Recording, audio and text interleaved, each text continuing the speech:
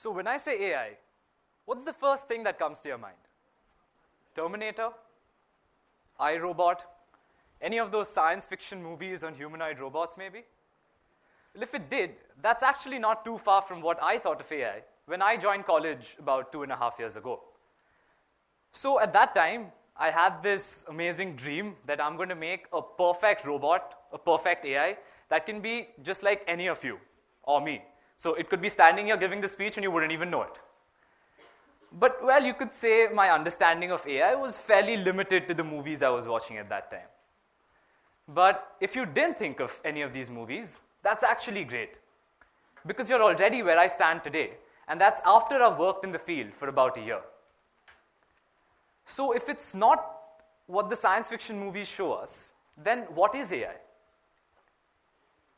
Most of us use AI literally all the time. Interestingly though, many of us are actually unaware that we're interacting with it. But if you think about it, that is the point. An AI is any algorithm or machine that's designed to do a particular task, but without letting us know that it's a machine that's calling the shots. So if you've ever done a Google search, or used Netflix movie suggestions, or let's say Siri on your iPhone for that matter, you've already interacted with an AI.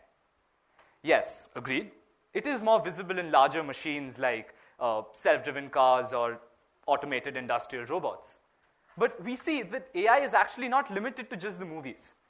It's got a wide range and a wide range of applications. So back at college, I was part of a team called Project Manas. And we were a bunch of undergrads really trying hard to get cars to drive themselves and not crash, of course.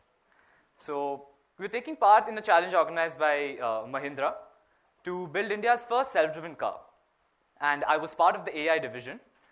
And my job was to make the car perceive the environment like a human. So I'd like to share a small incident from back this summer when I was working over there. So quick fact about me, I did not know how to ride a cycle till this summer. So for 20 years, I've been doing nothing. And so I finally decided, okay, enough is enough. It's high time I learned cycling. I can't have people laughing at me anymore. So I borrowed my friend's cycle and I told him, teach me. You really need to teach me right now. So he told me some things and I'm like, yeah, okay, whatever. Because I was thinking, okay, this stuff seems simple. I mean, I'm working in the lab trying to make a car see like a human. So what is this task? But I learned the hard way that it actually wasn't. So several failures. I injured my toe severely. And I only learned small parts. I was absolutely unable to apply them together. So I just couldn't cycle. But after an hour or so, I actually started cycling. And at that point, in the lab, I was working on a few AI algorithms. Now, when we use these algorithms, when we train them, we use something known as a loss function. Now, it's similar. It's very, very simple to understand. So, as the loss decreases, you realize that the machine is learning. When the loss falls below a certain threshold, you realize that, okay, now it started doing what it's intended to. And I thought to myself, the way I learned cycling is actually quite similar to the way I'm training these algorithms. So after a lot of thinking, I came to the conclusion that, maybe AI can be used to understand the human brain. And that is exactly what I wish to share with you today. So our brain is made up of these cells called neurons, and they have hundreds of billions of them. Now, these neurons are connected to each other, and they form a very complex network in the brain. They receive input from organs like our eyes and ears. And this could be anything. So an image seen by the eye, a sound heard by the ear, or anything else. Now each neuron processes the information in a certain way and passes it on to the other neurons that it's connected to. Now when we learn something, there are some neural connections that are created in the brain. And as we practice it or do something repeatedly, these connections, some of them are broken, some are made stronger, and new connections are created. So basically what I mean is when the brain learns to do anything, it simply creates connections between neurons, passes messages between them, and that's how it learns. Now, at the root of AI is something known as the artificial neural network. It is inspired by the brain, and hence works very similarly. So it's simply multiple layers of neurons connected to each other. You give it the input from one side. So this could again be image, text, whatever input it may be. Each of the neurons process them in a certain manner, and you get the output from the last layer. Now, just like we learn by experience, so we do something repeatedly and then become good at it, we train these networks similarly. We train them repeatedly on thousands of data items to actually make them good at what they're doing, essentially strengthening the neural connections. So if you think about it, the fundamentals of AI systems and the brain are actually very similar. But let's take an example to get a clearer understanding. So when you see this picture, I'm sure most of us can recognize it as Jim Carrey. Now, why do we do this? How is it working in the brain? So when this image first reaches our eye, it's broken up into several pieces. And we've got these things known as receptors in the eye, which do some sort of processing on them. Now, this processing could be something as simple as finding the most important edges in the image. And essentially, they create a representation from what they find. It could look something like this. Now, this information is passed into the neural connections that I mentioned earlier, and they try to make sense of the information that they're supplied to. Ultimately, they come up with the result. Now, since we have seen Jim Carrey before, these neural connections already exist in our brain. They've already been created before. So essentially, when we see this picture, we're only utilizing the connections to actually come to the conclusion that, yeah, is Jim Carrey in the picture. Now, AI systems actually work very similarly. We use something known as the convolutional neural network, or CNN in short. It's something like this. Now, as you can see from the animation, it uses a sort of a sliding window. So you can consider the blue as the original image, and the green as a representation created by the CNN.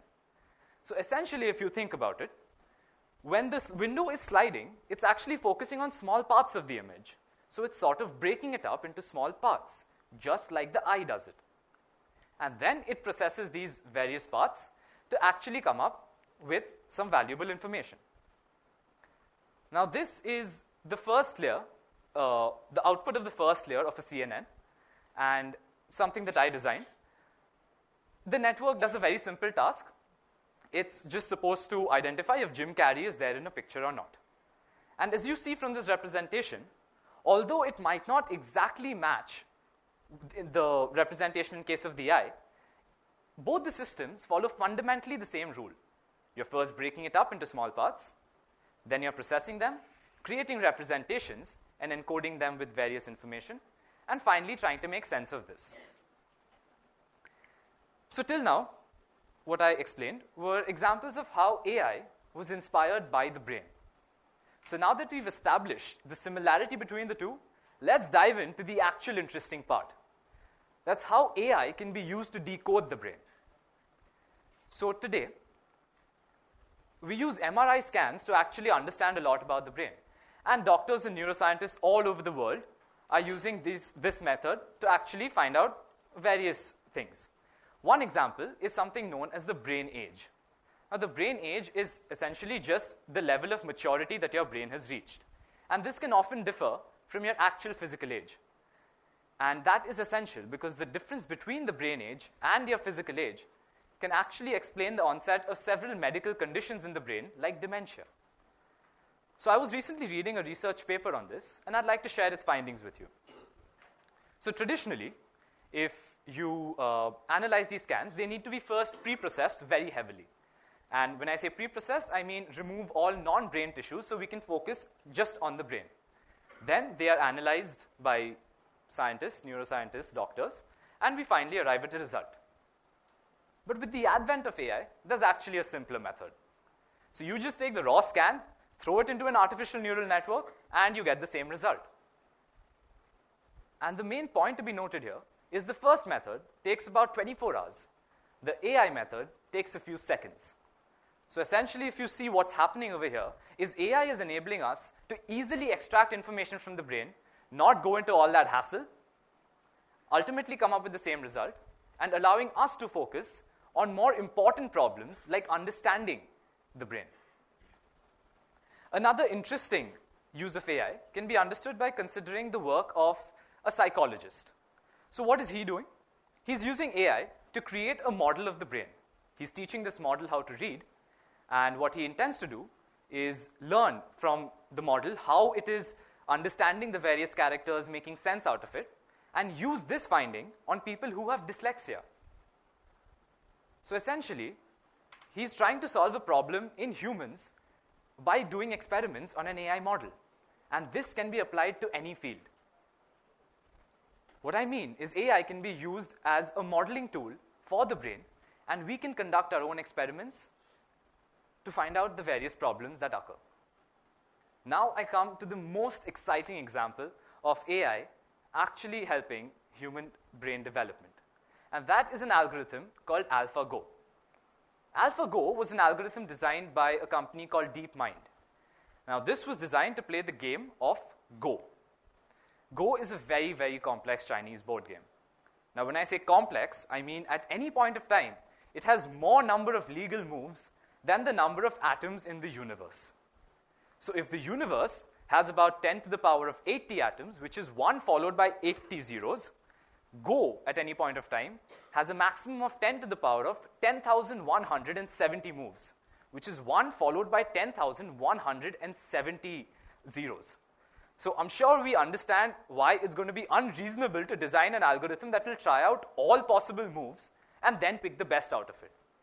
Hence, DeepMind designed AlphaGo to play just like a human.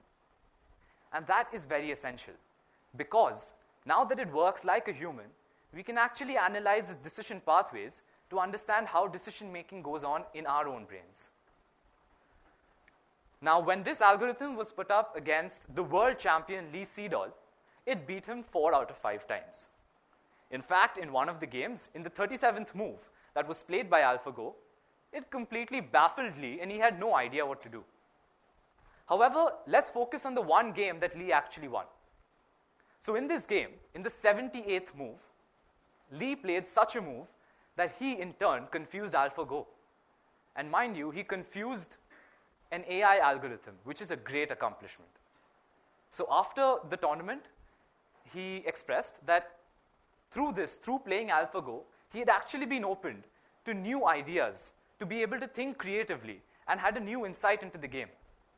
And ever since then, he's never lost a single game in Go. So one could consider the 4 out of 5 losses as an early sign of machines asserting their superiority. But I believe it needs to be looked at differently. I believe that without the 37th move, there would have never been the 78th move. What I mean is, what is AI enabling us to do? It's enabling us to think more creatively, to improve the way we think, and hence providing a path to augment our own natural intelligence. At the end of the day, I still believe that the human brain is the most elegant intelligence system to ever exist. Yes, AI is superior than us in certain tasks currently, but our brain is far more superior in various other tasks. And our objective is to take this natural intelligence to its pinnacle, to take it to its absolute height. And AI proves a very, very promising path to that point. So what we want to establish is a symbiotic relation between man and machine. So we make machines smarter, make them explore domains that we can't, and then we take the information learned by them to improve what we are best at, thinking and inventing. So we don't want a situation where it's man versus machine. What's ideal is man plus machine versus problems.